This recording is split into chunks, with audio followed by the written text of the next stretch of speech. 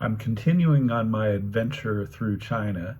Actually, not through the entire country, but I've been spending the last month um, exploring the architectural heritage of Jiangsu province. So I've been on the road a lot, and as I've been going on this little journey, I've been reading The Lord of the Rings. So in my last video podcast, I talked about the Fellowship of the Ring and how the first volume in the trilogy of The Lord of the Rings compares with the film. So we're all, at least those of us who enjoyed the films, we're all very familiar with the story of the film. Some of us have watched it time and time again. If you're like me, maybe you watch it, every now and then. And it's a great film, a great film series, won a lot of awards, deservedly. And in making this comparison, I am not in any way trying to denigrate the value of those films and the wonderful job that Peter Jackson did and that all the actors and producers and all the people who made the film did. But in reading the Lord of the Rings series again, which I hadn't read since I was a teenager, I've come to realize that there are a lot of differences. Even though the core of the story is the same between the film and the books, there are a lot of key differences in the books, and I spent a long time in the last podcast video talking about those differences and applying them to the first film and the first volume, The Fellowship of the Ring. And that's the story of Frodo's journey out of the Shire and then eventually to Rivendell, where he is given this mission, or he takes upon himself this mission to destroy the ring by taking it to Mount Doom. He goes along with 8 other fellows, so there are 9 of them altogether, on another journey, even more dangerous and arduous than the first one. And the end of the Fellowship of the Ring leaves us at Emyn Muil. I think that's how you pronounce it. But anyway, it's a mountainous area, kind of on the edge of civilization, you could say. They've already passed through Lorien, and now the 9 fellows are going to break up and go their own way. And then at the very end, Boromir, one of the fellows representing men, gets into maybe not a battle, but he tries to take the ring from Frodo, forcing Frodo to act by putting on the ring and escaping. And then Frodo continues his journey. Sam catches up with them, and the last we see them, they're getting onto an elven boat and going down the river without the other fellows. So Frodo has decided to go it alone, but then Sam joins him on the journey. So it's Frodo and Sam. And that's where we go into the second volume of the adventure, which is The Two Towers. And again, these books are divided into 2 books. So we have, in the Fellowship of the Ring, we have books 1 and book 2, which are separated by their arrival at Rivendell. In book 3 and book 4, which comprises The Two Towers, we have 2 sections, and it gets a little bit different because now we have the fellows going off in different directions. So we have 2 parties to follow, and one is Aragorn, Gimli, and Legolas. They go after Pippin and Merry, the 2 hobbits, 2 other hobbits in the Fellowship, who have been taken away by orcs, and turns out are on their way to Isengard, where the wizard Saruman lives in the Tower of Orthanc. So that's one story. And then the second story in The Two Towers, or book 4, is Frodo and Sam's journey. And the first thing that happens on that journey is they pick up Gollum, who has been following them, and they end up kind of capturing him and taming him and making him take them on this journey to Mordor, because really it turns out that he's the only creature that really knows how to get into Mordor and knows the right passageways to get into Mordor, which is very heavily guarded. Anyway, that's the story of The Two Towers in a nutshell. you have two separate journeys. Gandalf has apparently perished in the mines of Moria. He was taken by a Balrog deep into the depths of the underground, and we don't know what happened to him. So while I was reading The Two Towers, I was taking notes with the intention of making some comparisons with the movie. And I'll try to be a little bit more succinct than I was in the first video podcast on the Fellowship of the Ring. So I'm going to try to keep this under 30 minutes, but we'll see what happens. The first thing that happens in the beginning of The Two Towers is Boromir's death. So we find out that Boromir has perished, that he was attacked by a party of orcs, some of whom are very strong orcs, known as the Uruk-hai, who were apparently, we find out later, made by Saruman in Isengard. So he basically turned his entire domain that's under his control into kind of a vast factory. We'll get to that later. But what we find out is that Boromir has died. The heroes who stayed, who have not left at this point, they're still there. Legolas, Gimli, Aragorn. They find Boromir's body. They don't know what happened to Pippin and Merry, but it seems from, because Aragorn is a ranger, he can see all the traces of what happened, and they quickly learn that Pippin and Merry were basically dragged away by a party of orcs, and now the orcs are on the move, heading back, which they eventually find out they're heading back to Isengard. So I think one of the most beautiful things about this section is the way that that the three heroes of the story memorialize Boromir.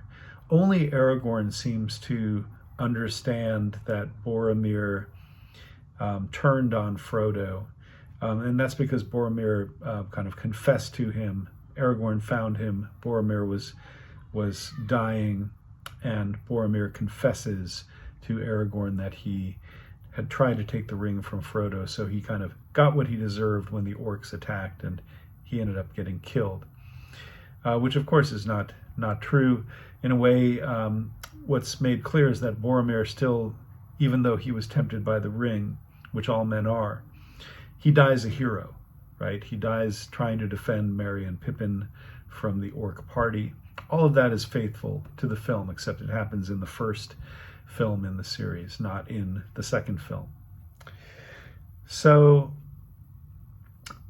Aragorn and Gimli and Legolas get together, and they have to decide what to do. And Aragorn finally, after a lot of very, difficult decisions, he decides to follow Merry and Pippin and follow the party of orcs. He, even though it's kind of a wild goose chase, they need to at least try to save their lives, because they know what sort of tortures await if the orcs reach their destination with their prisoners. So they're going to let Frodo and Sam go off in their direction, which obviously was Frodo's own idea, that he wanted to separate from the party. He thinks it's best to continue his way. So for the next, I think it's 11 chapters of book 3, the three heroes are off to the races, pursuing the orcs through various terrains. And but before they do that, they decide to hold a kind of funeral for Boromir, and they really don't have much choice, but they decide to put him in one of the boats and kind of set him off and let his body drift down the river. And we'll find out that actually has consequences later on in the story. So they give him a kind of a hero's farewell. And I think one of the beautiful things about that section, which is definitely not in the film, As I said, there's really not much, if any, singing in the film. But in this section of the story, Aragorn and Legolas both sing a song in honor of Boromir. And it's a beautiful song about the east wind and the west wind and not the east wind, the west wind, the south wind, the north wind. When it's Gimli's turn, they get to the east wind. He says, I'm sorry, it would be my turn to sing about the east wind, but I'm not really a singer, is kind of what it amounts to. So Gimli, we realize partway through, he's also there for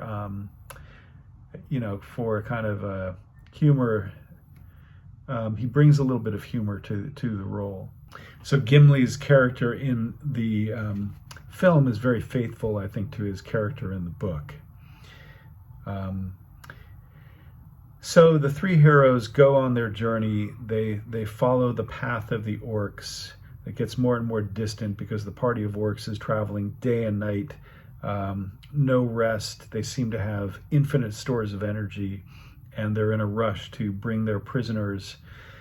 We find out later that the orcs, there are basically two groups of orcs. One belongs to Mordor and to Sauron, and the other belongs to Saruman.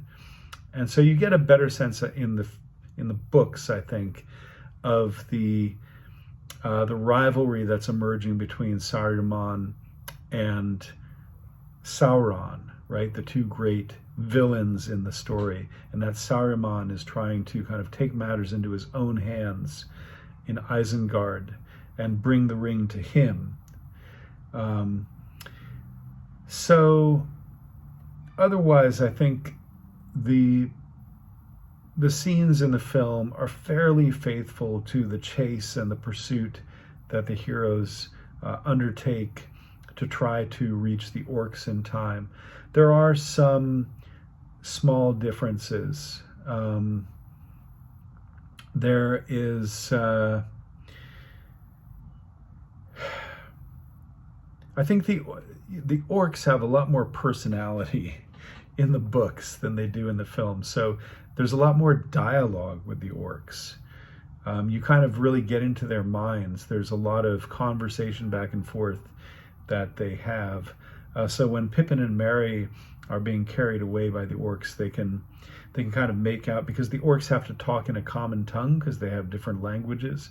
So Pippin and Merry can kind of hear what they're saying to each other. So actually the orcs turn out to be a lot more interesting in the books than they do in the films. That's my position. But the orcs take, they seem to be somewhat more crafty, more, the orcs have their own plans and schemes, and they're trying to decide what to do with Pippin and Merry, and obviously the Uruk-hai, who represent Saruman, are trying to fulfill their orders and take Pippin and Merry to Saruman's stronghold. But the other orcs are not as committed to that pathway, and there's some fighting back and forth, and because the Uruk-hai, the orcs of Saruman, are stronger, they end up killing the other orcs. And meanwhile, and this is, I think, quite different in the book than in the film, meanwhile, Pippin kind of slowly makes plans to try to escape. So he manages to cut the bonds, the hobbits are tied up, so he manages to cut the bonds on his hands, free his hands up, but to hide that for a while. And then when the time is ripe, in kind of a scene that bears some similarities to the film, the two hobbits are taken away by one of the evil orcs, and he's going to try to search them because he knows they're carrying something precious. But they end up escaping in a melee when the riders of Rohan start to attack the orcs. So Pippin and Merry actually have kind of a different escape than the one that we see in the film. And I think it's a more, as usual it's kind of a more sensible story of how they escape. It makes more sense within the context of the story. But it also, in my opinion, gives Pippin and Merry a lot more cleverness and a lot more agency in the book than they have in the film. And that's where they escape into Fangorn Forest. And of course, they're found by Treebeard, the Ent, which is kind of like a tree-like, man-like, tree-like creature, who takes them into his arms and walks them through the forest. Now, in the film, I think there's a scene where the evil orc follows them into Fangorn Forest, and Treebeard steps on the orc. And that's definitely a plausible scene, because certainly the Ents are enemies of the orcs and vice versa, and the Ents like nothing better than to crush the orcs when they come into their forest. But in the book, that doesn't happen. Instead, Treebeard questions them. They have a long conversation in the book. There's so many more conversations in the book. Obviously, the film just couldn't get away with that much dialogue without action. But lots of conversation where he tells them his background, stories of the elves and the Ents, and even the Ent wives. We learn that there are Ent wives, like kind of female versions of Ents that have left the forest long ago and can't be found. So there's a bit of a kind of a tragic backstory to Treebeard and the Ents. He gives them special water to drink. Wherever they go, there seem to be special concoctions of water that they can drink that give them special reserves of energy and help to nourish them. And the other thing that happens is when they go to the Ent Moot, which is where Treebeard and the other Ents get together and have a long, drawn-out conversation that results in their decision to attack Saruman and go march on Isengard. He actually has a young friend named Bregalan to take them away. And we find Pippin and Merry go to both Treebeard's home and to Bregalan's home. So these Ents actually have homes in the forest. And that's something very interesting that you just don't get in the films. There's lots of singing, there are lots of legends, etc., etc. So then there's the marching to war against Isengard. The Ents finally decide they've had enough of Saruman's evil and his destruction and the orcs and so on. So then we get to chapter 5, and finally we have Gandalf's return. So I think in the film, the three heroes, when Gandalf finally returns, they confuse him for Saruman because he's in white and he seems very powerful and very odd. And at first he doesn't kind of give himself away. He surprises them. But then it turns out to be Gandalf. He majestically yet slowly reveals himself, and he discusses Saruman's treachery with them and all the circumstances that brought them together. And he confirms that Aragorn made the right choice to follow Merry and Pippin, because it led them to Gandalf at this moment when the heroes are actually needed, because they're going to go into battle. So he tells the story of the Balrog, and that's a much richer story in the book than in the film.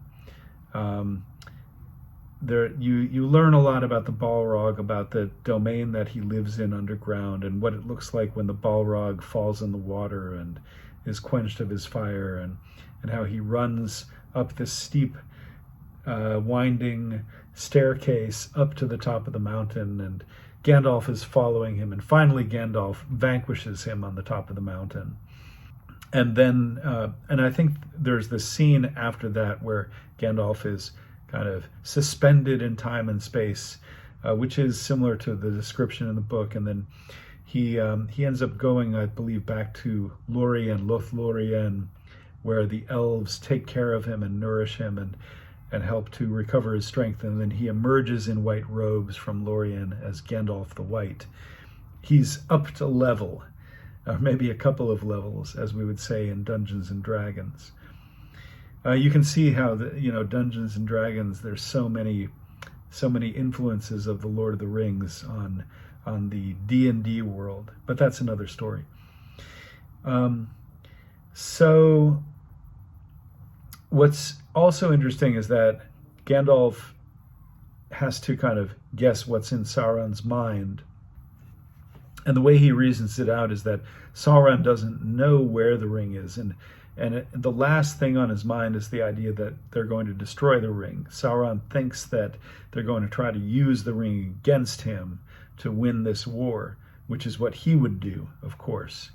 But he has no idea that the other two hobbits are on their way to Mordor to destroy the ring.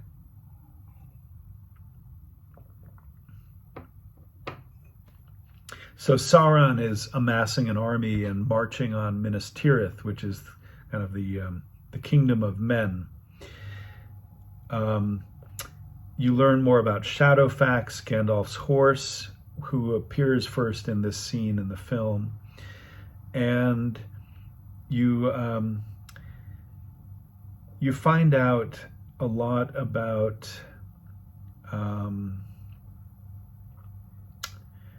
the people of Rohan and their stories.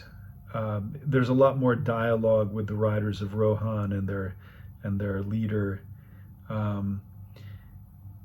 There's just a lot more information in the books and backstories, again, very similar to Fellowship of the Ring. So in chapter 6, Gandalf takes, they basically find out that Pippin and Merry are okay. They've been shepherded by the Ents and they're okay. The orcs weren't able to kill them or take them to Saruman. So Gandalf says, we have a more pressing order now. We have to go to Theoden, who is the king in this land, and Rohan, and he must parley with Theoden and convince him to lead his men in battle against the evil armies that are marching out of Mordor and Isengard. And in this scene, it's actually quite different to the film. And I can see in the film they really kind of squeezed a lot of information together to give it more impact. So in the scene in the film, Gandalf reveals himself in the court of Theoden as Gandalf the White. Theoden is obviously being possessed by Saruman, and he's all old and gray and aged, and Grima Wormtongue, his advisor, sitting next to him, is advising him not to parley with these people and not to listen to Gandalf. But Gandalf uses his staff to remove the evil curse from Theoden. And we see that in the form of Saruman kind of popping out of his body, which definitely doesn't happen in the book. It's kind of, in a way, a silly scene in the film, but I can see why they wanted to give a visually impactful kind of symbolic representation of the expulsion of Saruman's evil. So what it turns out in the book is that Grima Wormtongue was indeed kind of bought by Saruman, and that he's been helping Saruman and giving Theoden bad advice, and Theoden has kind of been drying up and just not doing much, not being his kingly self, and Gandalf basically comes into the hall and wakes him up and turns him back into his kingly self. So that all is faithful to the book. And then he expels Grima Wormtongue, and Grima Wormtongue then rides to Isengard to report to Saruman. So there's it's a different scene, but I can see why the filmmakers decided to tell it their way. And I think that's totally valid. There's so many different ways to tell a story, and the language of film is so different to what you can do in a book. So then we have the scene at Helm's Deep, And I think the interesting thing about that, this is chapter 7, is that it's Ents, not elves, who come to help along with Gandalf and a man named Erkenbrand of Westfold. So it's a very different sort of rescue mission to what you see in the film when the elves come and have a last stand against the evil orcs and trolls and other creatures that are trying to attack Helm's Deep. It's a wonderful scene in the film. I think one of the best scenes in the whole series of the siege of Helm's Deep. And I think there are some elements that are faithful. I think Legolas and Gimli definitely show their heroic sides by putting notches on their belts when they kill all the orcs that they kill, and so on. But it's quite a different ending to the one in the film. And I wonder, why they wanted to bring the elves back in the film and give them a kind of heroic role when in the book they're still kind of in their own domains. So the Helm's Deep scene is faithful in some ways, but different in others.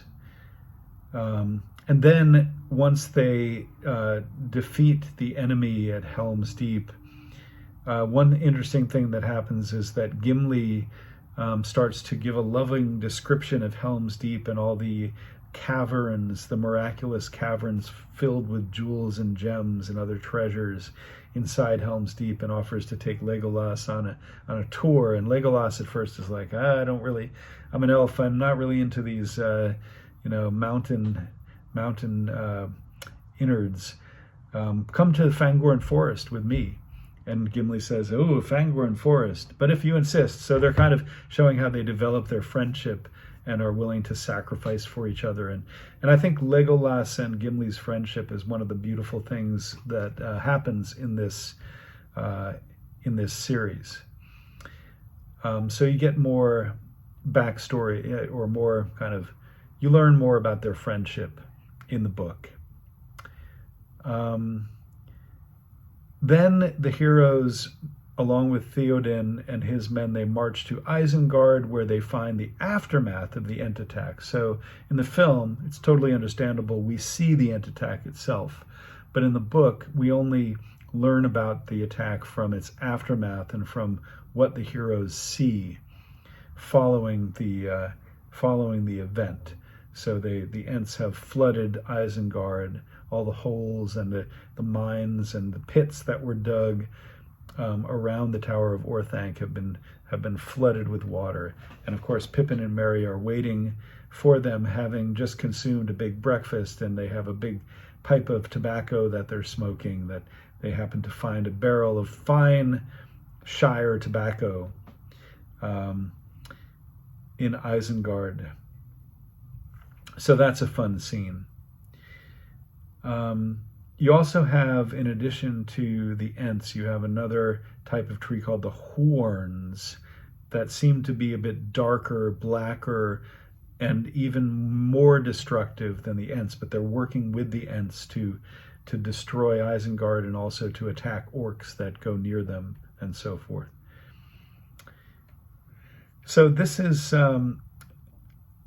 all, it's still weaving together. The story of the book and the film are still weaving together, just in different ways. The film goes off in different ways, but comes back to the main story of the book. But this is where Gandalf has his encounter with Saruman, not in the halls of Theoden, the king, but here in Isengard, in the Tower of Orthanc. Gandalf raps on the door of the tower and calls Saruman out, and finally reveals to Saruman that he is now the most powerful wizard of all, the White Wizard.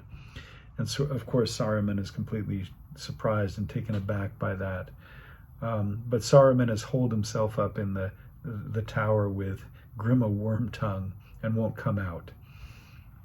But they have a really important and interesting dialogue together. And you can see that Saruman still has a lot of persuasion, a lot of influence and power over other beings. His ability to persuade them over to his side. But of course he doesn't in the end, and Gandalf kind of overpowers him. And then Grima Wormtongue drops out of a tower window an orb, heavy orb that comes crashing down and almost kills somebody.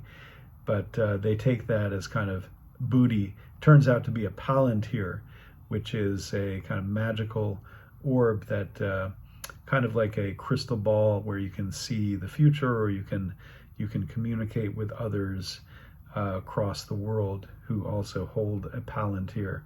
So this turns out to be kind of a special magical object that was made in ancient times, that Sauron has taken one and Saruman had another. So that solves the mystery of how Saruman and Sauron were able to communicate. And I think that's something that's a point that wasn't made so clearly in the movie, but I'd have to look back at the movie to find out if that's the case. Then there's the scene where Pippin steals a look in the Palantir and almost kind of gets sucked in by the power of Sauron, because Sauron is obviously controlling that Palantir. But fortunately, he's not able to give Sauron any information, and he survives this encounter through the Palantir. And in a way, Gandalf is grateful in the book, because he says, Pippin, by stealing a look in the Palantir, Pippin saved me from a similar fate, and I may not have been able to resist Sauron. So it's obvious that, as powerful as Gandalf is, Sauron is still much more powerful at this time. And so at the end of that book, book 3, Gandalf takes Pippin on Shadowfax, the horse, and they're racing against time towards Rohan and Minas Tirith, because armies of orcs are coming out of Mordor to attack Minas Tirith, and the Nazgul are also flying out to attack. So all the heroes are now racing against time to get to Minas Tirith, which is the setup for Book 3, The Return of the King. And then Book 4 is completely focused on the story of Sam and Frodo and their journey to Mordor. So whereas in The Two Towers, those stories are kind of commingled. So you have one scene with Frodo and Sam, one scene with the heroes, Helm's Deep and so forth. They're kind of mixed in together in the film, but in the book they're very separate. And again, I can see obviously why they did that. They didn't want to turn this into 2 films. Okay, so now we're getting into Book 4, and that's the story of Sam and Frodo's journey to Mordor. And in the first chapter of that book, that's where they meet Gollum. He's been following them, tailing them, trying to kind of stay hidden, but they finally managed to capture him and threaten him. And then Frodo convinces him to be his servant. And that's when he starts calling Frodo Master. And you can tell in this scene and in other scenes that Gollum really has 2 personalities. One is kind of his human, or whatever he was before he found the ring. That personality, which is also kind of meek and meager and willing to serve, and then there's the other personality that is evil and slinking and scheming and wanting to kill them and take the ring. And of course, Frodo and Sam both know that he has these 2 sides. He's a two-faced creature. Sam more so than Frodo, I think. Sam is constantly on guard against Gollum, whereas Frodo is kind of drawn to his, if you could call it, good side, his helpful side, and thinks that there's hope for Gollum. So after the taming of Gollum, which takes up the first chapter, they go through the marshes, and that's a pretty powerful scene in the film. But the scene in the book doesn't happen quite the same as the film. In the book, Gollum does lead them through the marshes, and they do see these dead creatures, dead beings underneath the water who were killed in battle many ages ago, and whose bodies have reappeared after the plain was flooded and turned into a marsh.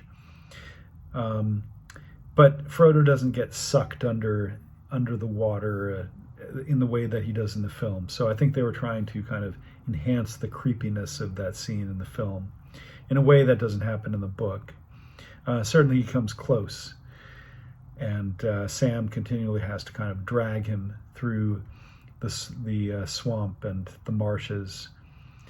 But Gollum successfully leads them through on a path that gets them through the marshes and then they reach the Black Gate of Mordor, and obviously there's no way in. So there, I think the book and the film are pretty faithful to each other. Maybe the description of Mordor is, if anything, even more gruesome and desolate in the books than in the film representation of the gates of Mordor. But they're guarded by orcs, and there's a big gate and so forth. They just can't get through that way.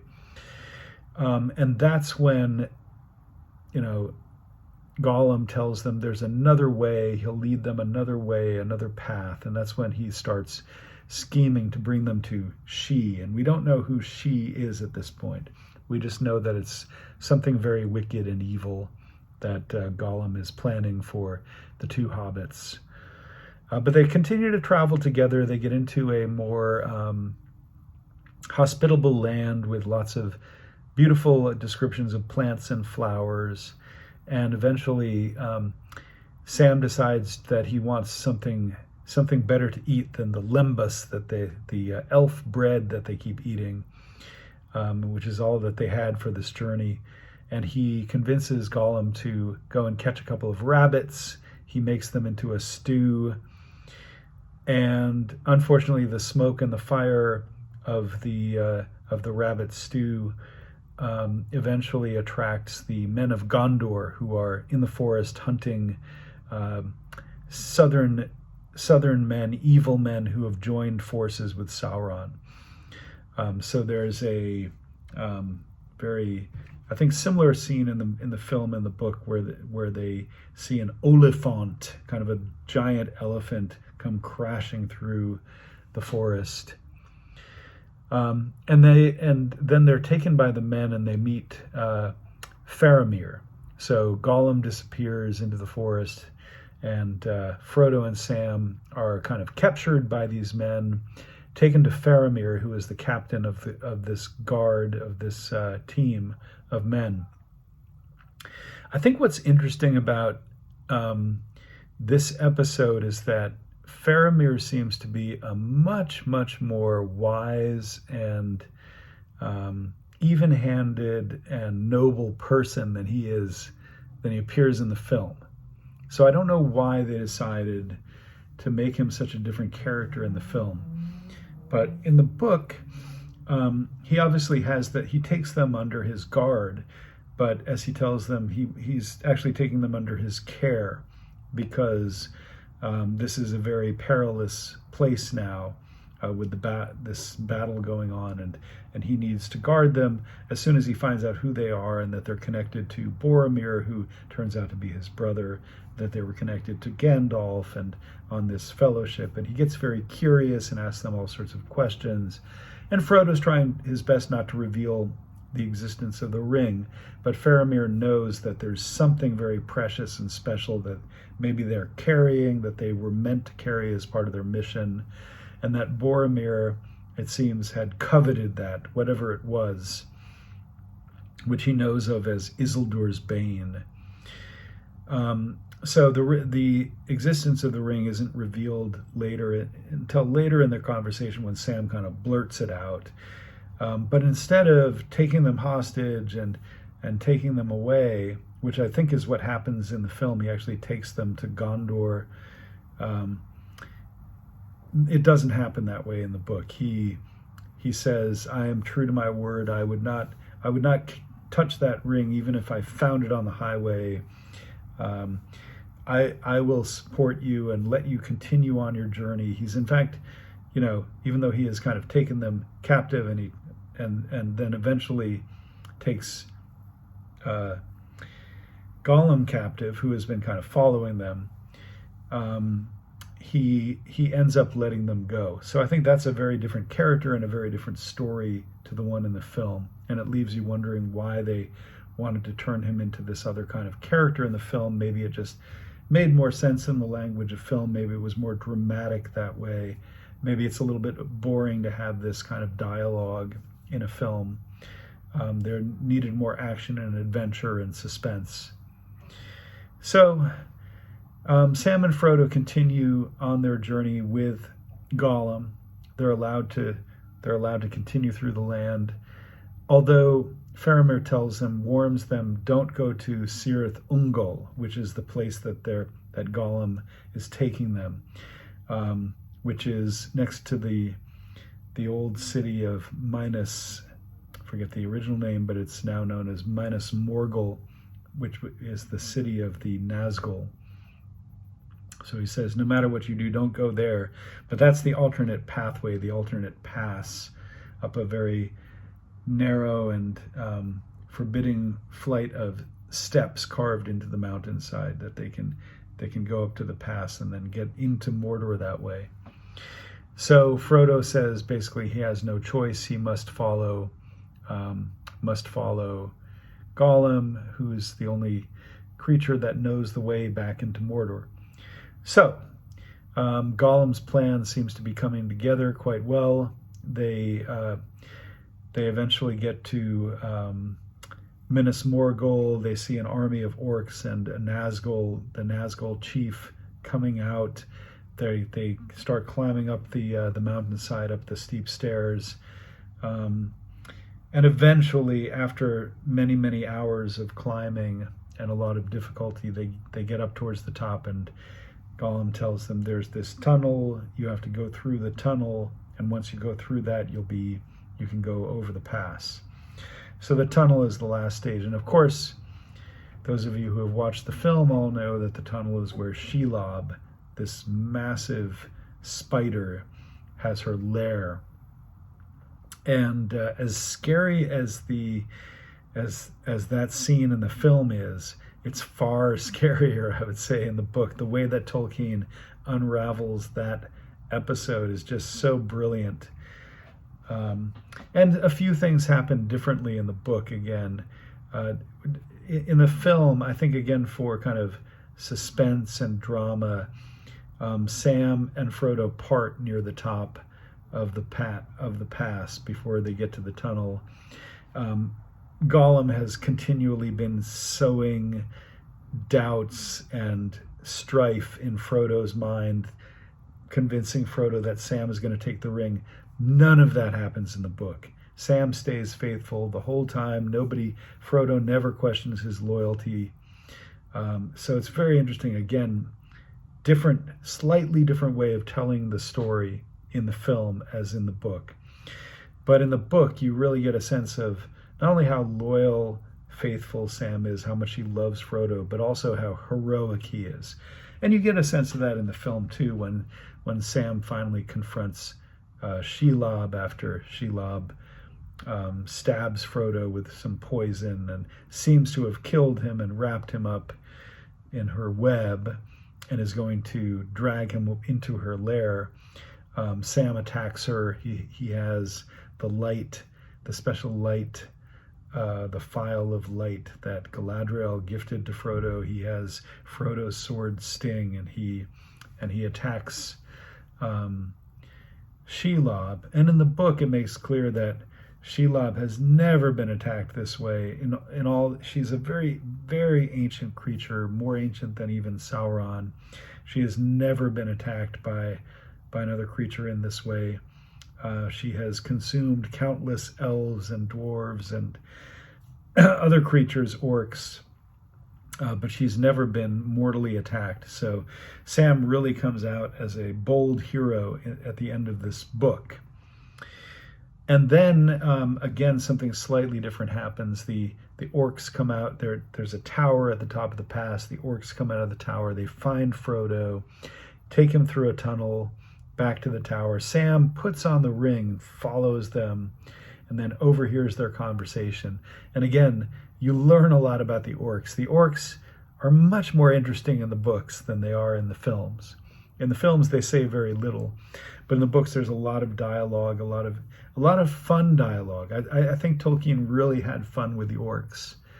And it seems like, as evil as they are, they have their own lives, they have their own minds. They're not just these zombies that are, kind of created by Saruman and Sauron to be part of their army. They're real living creatures with their own ideas and their own wills. But of course, they have to follow orders because they're part of this army. So I think Tolkien was saying something about human nature there. And that doesn't really come out in the films, which is why I think in the films you have this sense that everything is so black and white, good and evil. And that's certainly true in the books, but I feel like there's more subtlety to the way that the books describe the evil creatures and get into their minds and into their conversations. So anyway, that's really the final scene in the book. So again, quite a few, I would say, minor differences between the book and the film, The Two Towers. Different ways of telling the story, different ways of organizing the story. Slightly different characters in the case of Faramir and even Sam. Maybe even Gollum, although I think Gollum is quite faithful in the film to his portrayal in the book. If there's any character that's very similar. But I would say that Frodo himself seems a lot wiser and more worldly in the book than he does in the film, especially in the scene where he's speaking with Faramir.